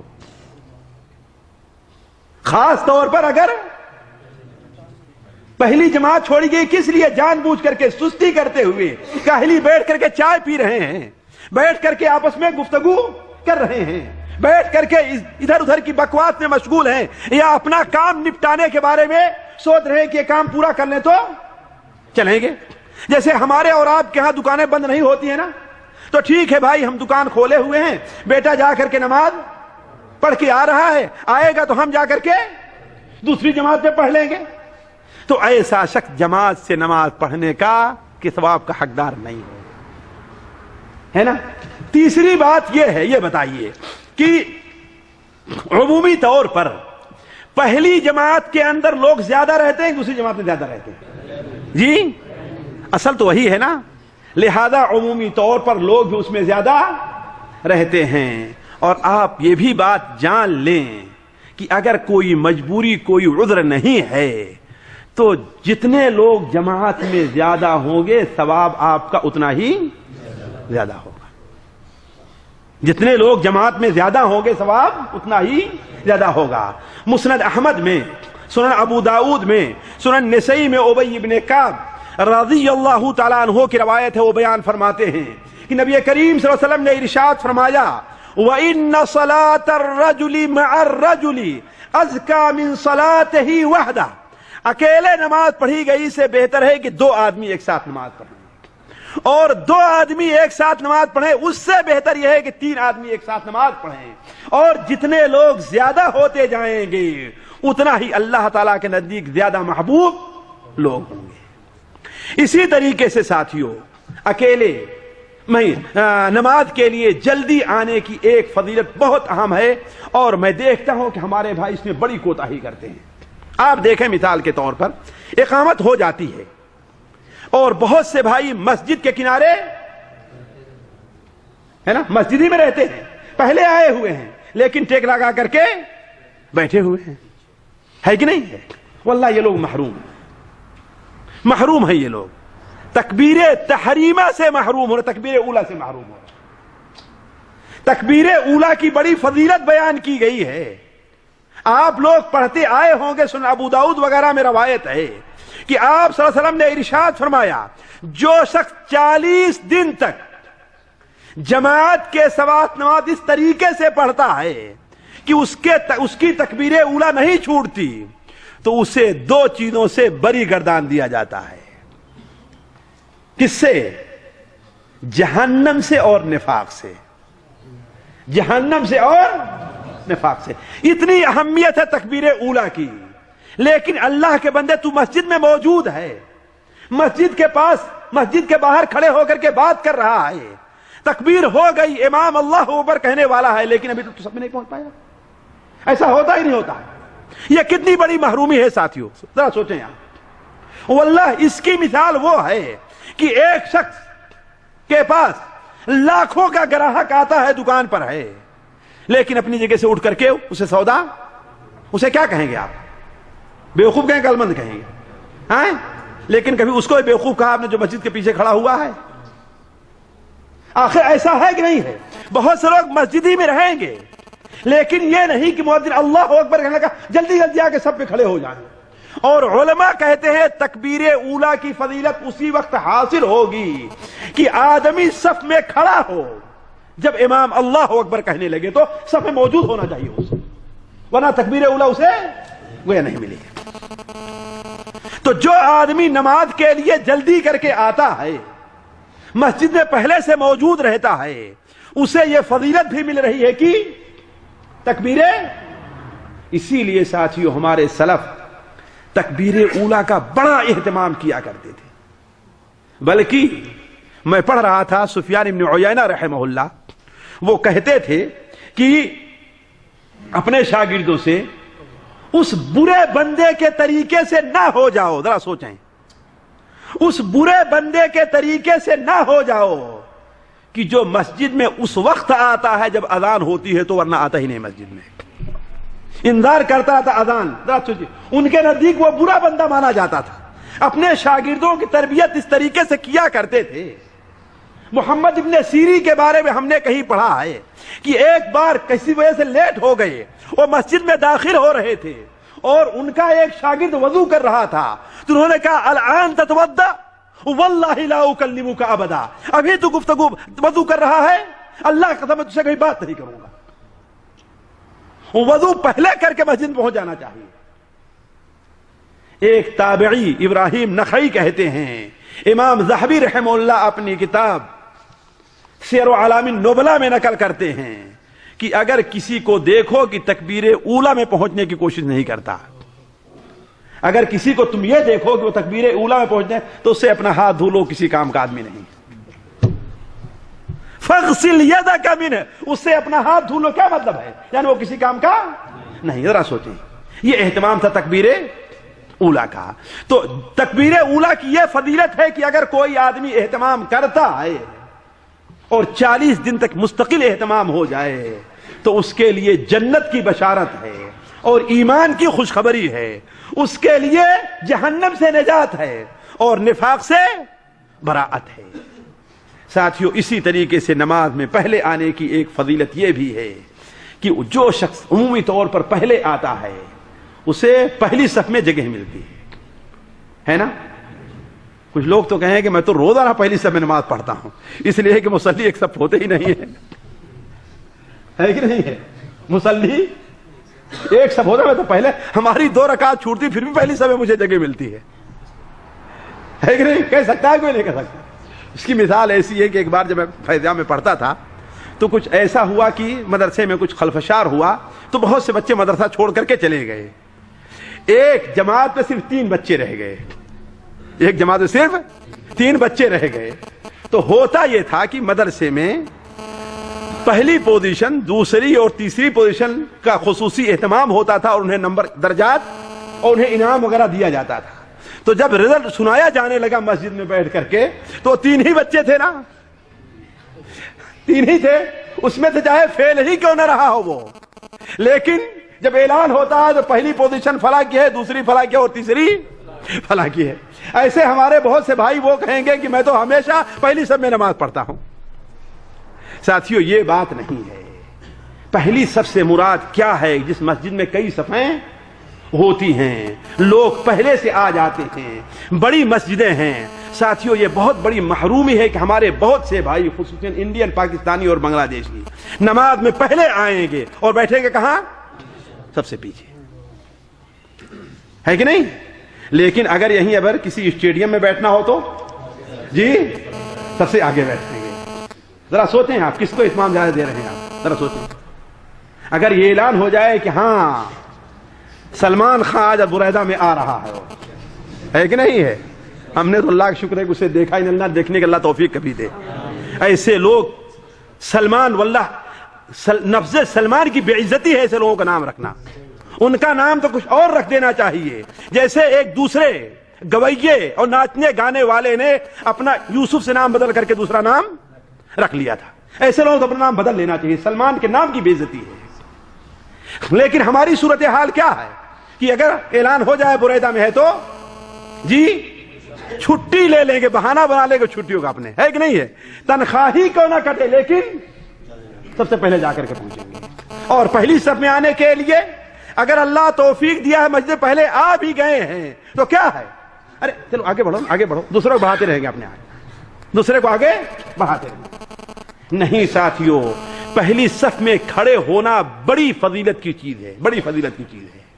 نبی کریم صلی اللہ علیہ وسلم نے ارشاد فرمایا، صحیح بخاری شریف میں ہے، کہ اگر لوگوں کو معلوم ہو جائے کہ اذان دینے کی کتنی فضیلت ہے اور پہلی صف میں کھڑے ہونے کا کتنا بڑا اجر و ثواب ہے، تو اگر وہاں پہنچنے کے لیے آپس میں اختلاف کرنا ہو، چٹھی گٹھی قرآن اندازی کرنا ہو، تو لوگ یہ بھی کریں گے اور کسی کو اپنی جگہ پر جانے نہیں دیں گے. ذرا سوچیں آپ ساتھ. اور اللہ تبارک و تعالی اور اس کے فرشتے پہلی صف میں نماز پڑھنے والے کے لیے دعائیں مغفرت کرتے رہتے ہیں. اللہ اور اس کے فرشتے پہلی صف میں. تو جو آدمی لیٹ آتا ہے عمومی طور پر وہ اس فضیلت سے محروم رہتا ہے. اسی طریقے سے خیر ساتھیوں، میرے پاس نوٹ بھی بہت سی چیزیں ہیں، بلکہ ایک چیز نوٹ یہ ہے کہ سعید ابن مسیب کہتے ہیں کہ 50 سال سے کبھی میری تکبیر اولا نہیں چھوٹی. 50 سال، ذرا سوچیں. اور بشر ابن الحسن، امام ذہبی ان کے بارے میں نقل کرتے ہیں، بشر ابن الحسن انہیں صفی کہا جاتا تھا. کیا؟ صفی یعنی صف والا. کیوں؟ وجہ کیا ہے؟ اس لیے کہ بصرہ کی مسجد میں 50 سال سے کبھی بھی دوسری صف میں انہیں نہیں دیکھا، پہلی صف میں وہ دکھائی دیا کرتا. کیوں؟ اس لیے کہ انہیں یہ جو ثواب بیان کیے گئے اس کے اوپر یقین تھا، ایمان تھا. آج جانتے ہم بھی ہیں لیکن ہمارا یقین اس کے اوپر کم ہے. 7واں فائدہ ساتھیوں، ایک یہ بھی ہے کہ جو آدمی پہلے آتا ہے اور جو آدمی لیٹ آتا ہے، دونوں میں فرق یہ ہے کہ بسا اوقات جو لوگ تاخیر سے آتے ہیں ان کی ایک جماعت دو جماعت، ایک رکعت دو رکعت چھوڑ جاتی ہے. کوئی دوسری ملتا ہے، کوئی آخری میں، کوئی تشہدی میں، بلکہ بعض لوگ تو جان بوجھ کر کے ہے نا، اس لیے امام کے ساتھ پڑھیں گے تو دیر لگے گی، ہے کہ نہیں، اور اکیلے پڑھیں گے تو جلدی پڑھ لیں گے. ہوتا ہے کہ نہیں ہوتا ہے؟ اس لیے ان کے نزدیک ایک رکعت چھوٹ جائے، دو رکعت چھوٹ جائے، انہیں کوئی، یہی وجہ ہے کہ ان کی برابر جماعت چھوٹتی رہتی ہے اور ان کی رکعتیں برابر چھوٹتی رہتی ہیں. ایک دن چھوٹ جانا ہے کوئی بڑے عیب کی بات نہیں ہے. ہماری بھی چھوٹتی ہے، آپ کی بھی ہو سکتا ہے، نہیں ہو سکتا ہے، لیکن عادت بن جائے انسان کی برابر ہی چھوٹتی رہے. اس کا مطلب کیا ہے؟ اس شخص کو جماعت کے شروع سے حاصل ہونے کی کوئی خواہش نہیں ہے. تو جو آدمی پہلے آتا ہے اسے پہلی جماعت، پہلی رکعت ہی سے شریک ہونے کا موقع مل جاتا ہے. اس کا فائدہ کیا ہے ساتھیوں؟ جب امام غیر المغضوب علیہم ولا الضالین کہتا ہے تو وہ آمین کی فضیلت حاصل کر لیتا ہے. آمین کہنے کی فضیلت، آمین کی بڑی فضیلت ہے ساتھیوں، ہم توجہ نہیں دیتے ہیں. اور ہمارے یہ بھائی بڑی محرومی ہے جو آہستہ سے آمین بولتے ہیں. اللہ کے رسول صلی اللہ علیہ وسلم کی سنت ہے صحابہ کرام کی بلند آواز سے آمین بولنا. بلند آواز میں چیخ کر کے آمین بولنے کی بات نہیں ہے، آمین خوب چیخ کر کے نہیں ہے، آمین ہے کہ نہیں. اس کی بڑی فضیلت ہے وارد. دو چیزوں پر آپ غور کر لیں بس. صحیح بخاری شریف میں، صحیح مسلم شریف میں حضرت ابو ہریرہ کی روایت ہے کہ نبی کریم صلی اللہ علیہ وسلم نے ارشاد فرمایا کہ جو شخص جب امام غیر المغضوب علیہم ولا الضالین کہتا ہے اور بندہ آمین بولتا ہے تو اس آمین کے ساتھ ساتھ آسمان میں فرشتے بھی آمین بولتے ہیں. اللہ کے فرشتے تو آمین بولیں اور آپ آمین سے محروم رہیں ساتھیوں، سوچیں. اور ظاہر بات آمین آہستہ بولنے کو بولنا نہیں کہتے ہیں. وہ بولنے کا معنی کیا ہوتا ہے؟ کوئی سنے کہ نہ سنے، ہے کہ نہیں؟ اور کوئی سنا بولا بھائی کوئی کہے کہ السلام علیکم ورحمۃ اللہ آپ نے تو جواب دینا مانا جائے گا؟ کسی دنیا کے لغت میں مانا جائے گا؟ بتائیے آپ بھائی. حالانکہ آپ نے کہا نہیں کہ وعلیکم السلام ہے نا, لیکن اس کو مانا جائے گا کیوں؟ اس لیے کہ یہ بولا ہی نہیں آپ نے تو اپنے من میں صرف زبان ہلائی ہے بس. تو بولنا کس کو کہا جاتا ہے؟ جہاں پر آواز نکلے. اسی لیے حدیث شریف میں آتا ہے آپ نے اپنی آواز کو بلند کیا یا آواز کو پست کیا, اس کا مطلب آواز تھی وہاں پر, آواز, اور جو نکلے وہی آواز ہوتی, جو منہ میں رہ جائے وہ آواز ہوا کرتی جی. تو ساتھیوں اصل مسئلہ یہ ہے, صحیح راجح مسئلہ یہی ہے قول بغیر کسی شبہے کے کہ بلند آواز سے یعنی آواز سے آمین بولنا یہ نبی کریم صلی اللہ علیہ وسلم کی جناب عائشہ سے ابن ماجہ میں روایت ہے, جناب عائشہ سے ابن ماجہ میں روایت ہے کہ کہنا زور سے آمین پیغمبر کی سنت ہے. وہ کون سی سنت ہے ابن ماجہ میں؟ ابن ماجہ میں کون سی سنت ہے؟ وہ سنت ہے کہ نبی کریم صلی اللہ علیہ وسلم نے ارشاد فرمایا اے یہودی جتنا تم سے 2 یا 3 باتوں پر چڑھتے ہیں کسی اور بات پر نہیں چڑھتے. یہ یہودی چڑھنے والی قوم ہے, حسد کرنے والی قوم ہے, کینہ رکھنے والی قوم ہے. تو تم سے 3 باتوں پر جتنا کینہ رکھتی ہے, حسد کرتی ہے, کسی اور بات پر کینہ نہیں رکھتی, حسد نہیں کرتی ہے. وہ 3 باتیں کون سی ہیں؟ ان میں سے ایک بات ہے کہ امام کے پیچھے آمین بولنا ہے. بھلا بتائیے اگر آمین آہستہ سے بولی جاتی کسی چڑھنے کو سوال پیدا ہوتا ہے؟ سوچیں آپ, اللہ عقل کو اپنی عقل سے کام لیں, سمجھ سے کام لے. آپ اگر آہستہ آمین بولی کوئی چڑھے گا؟ کوئی چڑھے گا سب؟ اس کا مطلب کہ آمین امام کے پیچھے آواز سے بولنا. دوسرے, اللہ نے آپ کو قبلہ کی توفیق دی, یہودیوں کے قبلہ. اور چوتھی, اللہ نے آپ کو جمعے کا دن دیا ہے, وہ جمعے کے دن سے محروم ہیں. تو یہی شاعر اشارہ کرتا ہے کہ جناب عائشہ سے ابن ماجہ میں روایت ہے کہ کہنا زور سے آمین پیغمبر کی سنت ہے. تو میں یہ کہہ رہا تھا ساتھیوں کہ جو آدمی پہلے آتا ہے, جماعت میں شریک ہوتا ہے, لیٹ میں آنے والا ہوتا ہے, سورہ فاتحہ پڑھ رہا ہو اور اس کو آمین بولنا چھوٹ جائے, ہے کہ نہیں ہے؟ یا پہلی رکعت دوسری رکعت چھوٹ گئی, تیسری رکعت میں آ رہا ہے تو آمین آہستہ سے, امام آہستہ سے قرات کرائے, آمین بولنے سے محروم رہ گیا. جبکہ آمین بولنے کی فضیلت بیان کرتے ہوئے آپ نے بیان فرمایا کہ جب بندہ امام کے پیچھے آمین بولتا ہے تو آسمان میں فرشتے بھی آمین بولتے ہیں. اگر دونوں کی آمین ایک ساتھ ہو جائے, اخلاص میں, بولنے میں, نیک جذبے میں, تو اللہ تبارک و تعالی آمین بولنے والے کے گناہوں کو معاف, تمام پچھلے گناہوں کو معاف کر دیتا ہے. اسی طریقے سے ساتھیوں 8ویں فضیلت یہ ہے, وقت گزر جا رہا ہے حالانکہ میں نے 16 نقل کیا تھا. 8ویں فضیلت یہ ہے کہ جو کوئی مسجد میں جلدی آتا ہے اسے نماز سے پہلے کی جو سنت مؤکدہ یا غیر مؤکدہ ہے اسے ادا کرنے کا اطمینان سے وقت ملتا ہے کہ نہیں؟ اسی لیے ہمارے بہت سے بھائی ہیں, دیکھ لیں گے فجر کی سنت روزانہ ان کی چھوٹتی رہتی ہے کہ نہیں؟ کیوں؟ وجہ کیا ہے؟ اس لیے کہ اذان ہوتے ہوئے, جبکہ آدھا گھنٹہ 25 منٹ کا وقت ہے, رہا کرتا ہے آدمی نہا کر کے, دھو کر کے, ہر کام سے فارغ ہو کر کے آسانی سے پہنچ, لیکن روزانہ ان کی سنت چھوٹتی ہے. کیوں؟ اس لیے کہ اذان ہوتے ہوئے انہوں نے نماز کی تیاری, اذان ہوتے ہوئے مسجد کا رخ نہیں کیے. حالانکہ فجر کی سنت کی کتنی اہمیت ہے, صحیح بخاری شریف میں ہے نا کہ فجر کی سنت دنیا اور دنیا کی ساری نعمتوں سے افضل ہے. اور اگر معلوم ہو جائے کہ جو آدمی اذان ہونے کے 5 منٹ کے اندر آئے گا اسے 10 ریال ملے گا, تو کوئی پیچھے رہے گا ساتھیوں؟ واللہ تجربہ کر لیجیے آپ, ورنہ وہ بھائی تجربہ کر لیں لوگوں کو. لوگ کہیں گے کم سے کم چلو ایک دن کا بیوی کو ٹیلی فون کرنے کے لیے پیسہ تو مل جائے گا, نہیں ملے گا اگر کچھ نہیں تو, ہے کہ نہیں؟ لیکن یہاں 10 ریال کی بات ساتھیوں نہیں, 10 ریال ہے کیا آج کی؟ یہاں کروڑوں اربوں, بلکہ کوئی کمپیوٹر اسے شمار میں لا ہی نہیں سکتا ہے جتنی نیکیاں آپ کو مل رہی فجر کی 2 سنتیں پڑھنے پر. دنیا اور دنیا کی ساری چیزوں سے بہتر ہے ساتھیوں کون؟ 2 رکعت. لیکن ایک کب ملے گا آپ کو ساتھیوں؟ اور آپ صلی اللہ علیہ وسلم کی حدیث جو ام حبیبہ اور دوسری صحابیات نقل کرتی ہیں سنن کے اندر موجود ہے کہ جو شخص دن رات میں 12 رکعت فرض کے علاوہ سنتیں پڑھے گا تو اللہ تعالیٰ اس کے لیے جنت میں، سوچیں معمولی چیز ہے ساتھیوں، سوچیں گھر میں ہم یہاں پر بمبئی، لاہور، کراچی، دلی میں ایک کمرے کے لیے کتنا پریشان رہا کرتے ہیں، ذرا سوچیں ساتھیوں. آخر ہم سے کوتاہی کیوں ہوتی ہے؟ ہمارے عمومی طور پر جو لوگ 5 وقت کے نمازی ہمارے وہ بھائی اللہ مستقل اگر سوچ لیں تو پورے ہفتے ان کو پوری سنتیں پہلے نہیں ملتی.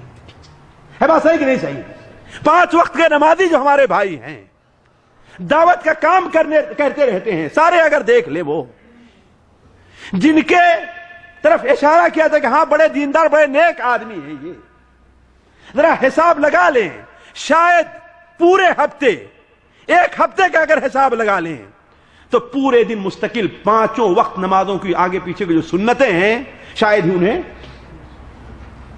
پورے ہفتے ملی ہوئی. ہے بات صحیح کہ نہیں صحیح؟ کیوں؟ آخر وجہ کیا ہے اس کی؟ کیوں؟ اس لیے کہ اذان ہوتے ہی وقت ہوتے ہی مسجد میں آنے کی تیاری نہیں کی. فاستبقوا الخیرات ہمارے اندر نہیں پایا گیا، یسارعون فی الخیرات ہمارے اندر نہیں پایا گیا. چاہے جائے کہ وہ سنتیں جو غیر مؤکدہ ہیں، ہے کہ نہیں ساتھیوں؟ ہر نماز سے پہلے کوئی نہ کوئی سنت ہے. عصر سے پہلے مثال تو آپ نے کیا بیان فرمایا؟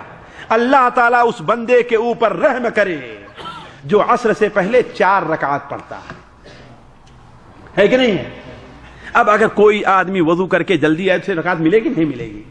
اللہ تعالیٰ کے رحم کے حقدار ہوں گے کہ نہیں حقدار ہوں گے آپ؟ ساتھیوں 9واں فائدہ ذرا توجہ دیں اس کے اوپر. ہمیں کا ہر شخص مانتا ہے کہ قرآن کی تلاوت بڑی اہم چیز ہے، مانتا ہے کہ نہیں مانتا ہے کہ نہیں؟ لیکن یہ اگر میں اپنے سے لے کر کے سب لوگوں سے پوچھنا شروع کر دوں کہ آج اور کل اور پرسوں آپ نے قرآن کتنی تلاوت کی ہے تو شاید بہت سے لوگ،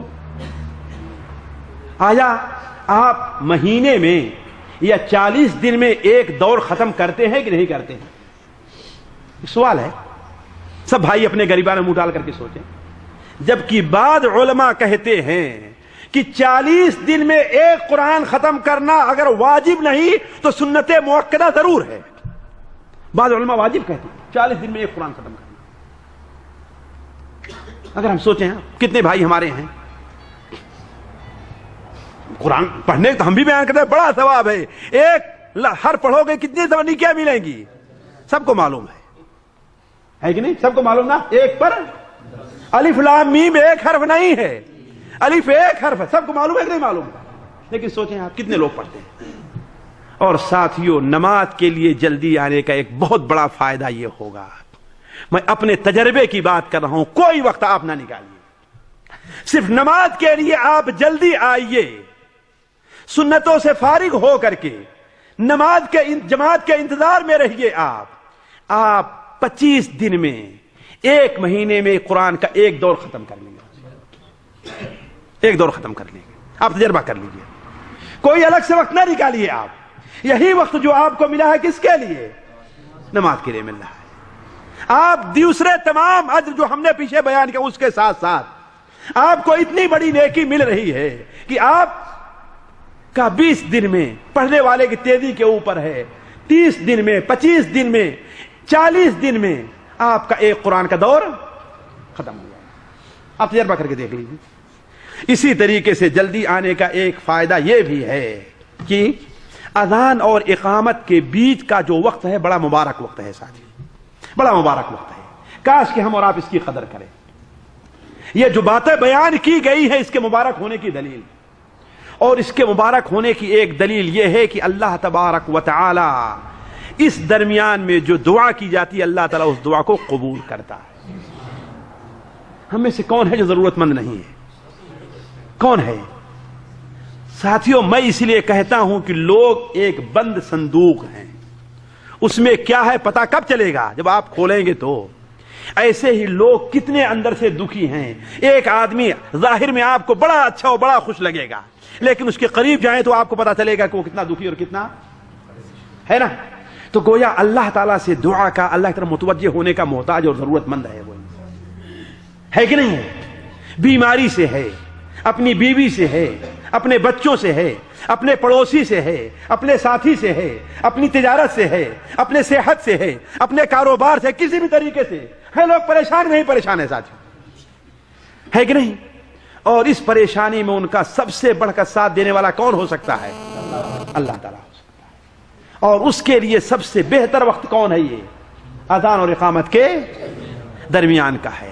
الصادق المصدوق نبی کریم صلی اللہ علیہ وسلم کا فرمان ہے مسند احمد کے اندر، ان الدعاء لا يرد بین الاذان والاقامہ، اذان اور اقامت کے بیچ میں جو دعا کی جائے اللہ تعالیٰ اس دعا کو رد نہیں کرتا ہے. لہذا آپ نے فرمایا اے اللہ کے بندو اس درمیان میں کثرت سے دعا کرو. تو اس پر صحابہ کرام نے کہا اے اللہ ہم کون سی دعا کریں، ہم اس درمیان میں کون سی دعا کریں؟ تو آپ نے فرمایا سب سے بہتر دعا یہ ہے کہ دنیا میں بھی اور آخرت میں بھی اللہ تعالیٰ سے عافیت، آرام، سکون، اطمینان، صحت کا سوال کرو اللہ تعالیٰ. اسی طریقے سے ساتھیوں، چلیے وقت ختم ہو گیا، دو چار باتیں رہ گئی ہیں، ان میں صرف سن چلیے کہ تفصیل نہیں. مسجد سے انسان کا اگر کوئی جلدی آتا ہے جس کا مطلب اس کا دل مسجد سے لگا ہوا ہے کہ نہیں؟ جس طرف دل انسان کا لگا رہے گا اس کے یہاں بار بار انسان جاتا ہے. تو اگر اذان ہوتے ہی، وقت ہوتے ہی فوراً انسان مسجد طرف آ جاتا، اس کا مطلب کیا ہے؟ اس کا دل مسجد سے لگا ہے. اور جس کا دل مسجد سے لگا رہے گا اس کی کیا فضیلت ہے ساتھیوں؟ اللہ کے عرش کے سائے میں ہوگا، ہے کہ نہیں؟ اسی طریقے سے جو آدمی پہلے آتا ہے اس کا دل نماز میں بھی لگتا ہے اور خشوع اور خضوع سے وہ نماز پڑھتا ہے. اسی لیے آپ دیکھیں گے جو مسجد میں سب سے آخر میں آتا ہے مسجد سے سب سے پہلے بھاگتا ہے. اس کا مطلب کیا ہے کہ نہیں؟ اسی لیے انسان کی فطرت ہے کہ اس کے ذہن کے جو چیز قریب رہتی ہے، جس چیز کو دیکھے رہتا ہے، سوچے رہتا ہے، کچھ دیر تک اس کا اثر باقی رہتا ہے، اور جتنا وقت گزرتا جاتا ہے وہ اثر کم ہوتا. مثال کے طور پر آپ کے والد کا انتقال ہوا، اللہ ہر ایک کے والد کو سلامت رکھے، اور جن کا انتقال ہوا اللہ ان کے اوپر رحم فرمائے. اب آپ سوچئے کہ جتنی آپ کو تکلیف اس وقت ہوتی ہے، ایک ہفتے کے بعد اتنی تکلیف رہتی ہے جی؟ کیوں؟ اس لیے کہ آہستہ آہستہ انسان کے وہ چیز کم ہوتی جاتی ہے. تو ایسے ہی جو انسان پہلے آ جائے گا تو جتنی دیر تک بیٹھے رہے گا، جن کاموں میں مشغول تھا اس کا اثر دل سے کیا ہو جائے گا؟ کم ہوتا چلا جائے گا. تو نماز میں کیا اس کا دل بھی لگے گا اور مسجد میں بیٹھنے کا بھی جی کہے گا، ہے کہ نہیں ہے؟ اسی لیے جو مسجد میں سب سے پہلے آتا ہے عمومی طور پر مسجد میں سب سے آخر میں، اور جو سب سے آخر میں آتا ہے وہ سب سے پہلے بھاگتا ہے. اور جانتے ہیں مسجد کیا ہے؟ اللہ تعالیٰ کا گھر ہے. مسجد میں آنے والا ساتھیوں اللہ تعالیٰ کا مہمان ہوتا ہے، اللہ تعالیٰ کا مہمان ہوتا ہے. اسی لیے حدیث شریف میں ہے کہ کوئی شخص پہلے آتا ہے تو مسجد میں اپنے لیے ایک جگہ، آپ جانتے ہو جو لوگ پہلے آتے ہیں ان کے لیے مسجد میں ایک جگہ رہا کرتی ہے. تو جب مسجد سے غائب ہو جاتا ہے تو وہ جگہ اس کو تلاش کرتی ہے، وہ جگہ اس کو تلاش کرتی. ساتھیوں ان چیزوں سے ہم کیوں غفلت برتتے ہیں؟ بڑی آسانی سے بغیر کسی پیسے کے، بغیر کسی محنت کے یہ چیزیں ہم کو آپ کو حاصل ہو جایا کرتی ہیں. اسی طریقے سے مسجد میں جو انسان آتا ہے پہلے آتا ہے، جو آخر میں آئے گا وہ جلدی جلدی آئے گا اور دوڑ کر کے آئے گا، ہے کہ نہیں ہے؟ اور جو پہلے آئے گا وہ سکون اور اطمینان سے آئے گا. اس کا دو فائدہ ہوگا ساتھی، دو فائدہ ہوگا. ایک فائدہ تو یہ ہے کہ جو جتنے سکون سے چلے گا اللہ کے رسول کی فرمان کے مطابق اتنا ہی اس کا زیادہ عمل ہوگا. اگر ہمیں کوئی چیز نہ ملے لیکن نبی کے فرمان پر اگر عمل ہو جائے تو کتنی بڑی فضیلت ہے ساتھیوں. آپ نے کیا بیان فرمایا ہے؟ مسجد طرف آؤ تو کیا ہے؟ سکون، آہستہ آہستہ ہو. اور دوسرا فائدہ کیا ہوگا ساتھیوں؟ دوسرا فائدہ کیا ہوگا جی؟ قدم قدم زیادہ بڑھیں گے. اس لیے کہ تیز چلیں گے تو دور دور قدم پڑے گا، اور آہستہ چلیں گے تو اور آپ کے ہر قدم پر آپ کا ایک گناہ معاف ہوگا، ایک آپ کو نیکی لکھی جائے گی اور آپ کا ایک درجہ بلند ہوگا۔ یہ حدیث میں ساتھیوں اختصار میں اس بات کو ذکر نہیں کر رہا ہوں۔ اسی طریقے سے مسجد میں جلدی آنے کا ایک فائدہ یہ ہے آخر میں کہ جو شخص مسجد میں جلدی آتا ہے اللہ تبارک و تعالی اس سے راضی ہو جاتا ہے۔ اس سے بڑی اور کوئی نعمت مل سکتی ہے ساتھیوں؟ میں کہہ رہا ہوں جنت سے ہی بڑی نعمت کیا ہے؟ اللہ کی۔ اسی لیے اللہ قرآن میں کیا فرماتا ہے؟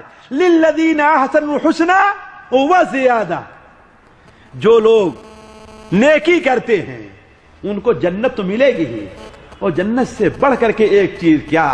اللہ کا دیدار اور اللہ کی رضامندی ملے گی۔ اسی لیے جب جنتی جنت میں چلے گئے اور جہنمی جہنم میں چلے جائیں گے تو اللہ تعالی موت کو ایک میڈے کی شکل میں لے آئے گا نا، ہے کہ نہیں ہے؟ اور اس وقت یہ بھی کہے گا اے جنتیو تم جنت میں ہمیشہ رہو گے، اور ایک پکارنے والا پکارے گا کہ اے جنتیو تمہیں اور کچھ چاہیے؟ وہ کہیں گے اللہ نے ہمیں جنت دے دی ہے، جہنم سے نجات دی، اس سے بڑی نعمت ہمیں اور کیا چاہیے؟ تو کہے گا ہاں ایک نعمت اللہ کی آپ کو اور ملنے والی ہے، وہ کیا ہے؟ کہ اللہ آپ سے اب راضی رہے گا، کبھی بھی ناراض۔ تو یہ بہت بڑی نعمت ہے، اور یہ نعمت کب ملنے والی ہے؟ انشاءاللہ جنت تو ملے گی ہی، لیکن اللہ تعالی ہم سے اس وقت بھی راضی ہوگا جب ہم مسجد میں جلدی آئیں گے اور اپنے لیے ایک جگہ بنا کر کے وہاں بیٹھا کریں گے۔ یہ چند فضائل تھے ساتھیوں، ہم نے اپنی اصلاح کے لیے اور اپنے ساتھیوں کی اصلاح کے لیے اس بارے میں رکھی کہ اللہ تعالی ہمیں اور آپ کو ان بات پر یعنی مسجد طرف جلدی آنے کی توفیق عطا فرمائے۔ اللہ تعالی ہمارے اور آپ کے دل میں مسجد کی محبت، مسجد طرف آنے کی محبت کو ڈال دے۔ اللہ تعالی ہمارا اور آپ کا یہاں پر آنا جمع ہونا قبول فرمائے۔ یہاں جمع ہونے کی برکت سے اللہ تعالی ہمارے اور آپ کے گناہوں کو معاف فرمائے۔ سبحانک اللہم و بحمدک، اشہد ان لا الہ الا انت، استغفرک و اتوب الیک۔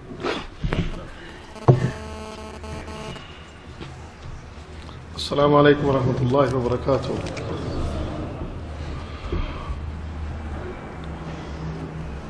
ٹائم چونکہ کم ہے تو جو موضوع کے متعلق سوال ہے صرف اسی کا جواب دیا جائے گا۔ فرشتے دعا کرتے ہیں سمجھ میں آتا ہے، اللہ دعا کرتا ہے یہ سمجھ میں نہیں آیا۔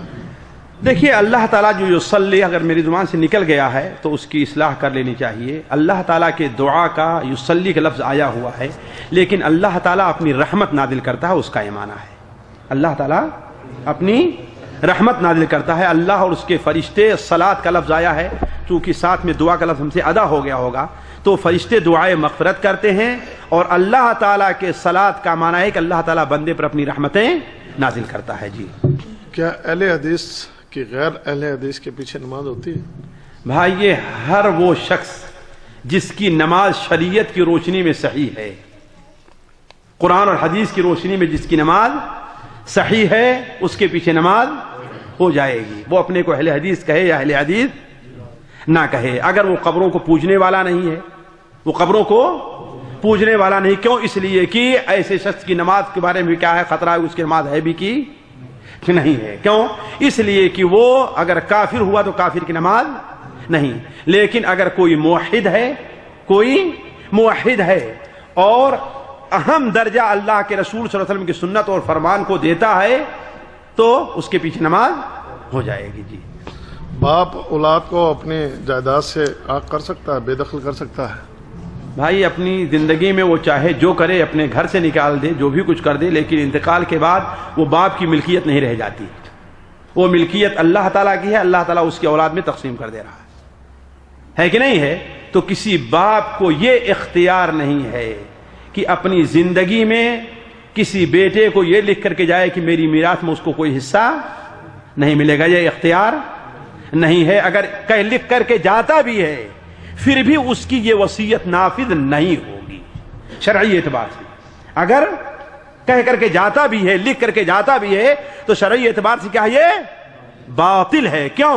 نبی کریم صلی اللہ علیہ وسلم نے ارشاد فرمایا کہ میراث کے بارے میں اللہ تعالیٰ نے کسی نبی کے رائے کو بھی دخل نہیں دیا ہے۔ اللہ نے قرآن مجید میں وہ میراث تقسیم کر دی ہے، لہذا وہ تقسیم اسی لحاظ سے ہونا ہے۔ بیٹا اگر باپ کی نافرمانی کرتا ہے اس کے گناہ کے ذمہ دار کون ہے؟ وہ ہے. اس کا جواب کون دے گا؟ وہ دے گا باپ کو اس کی وجہ سے اپنی عاقبت نہیں برباد کرنی چاہیے. جزاکم اللہ خیر. چونکہ اب ٹائم کافی ہو گیا ہے.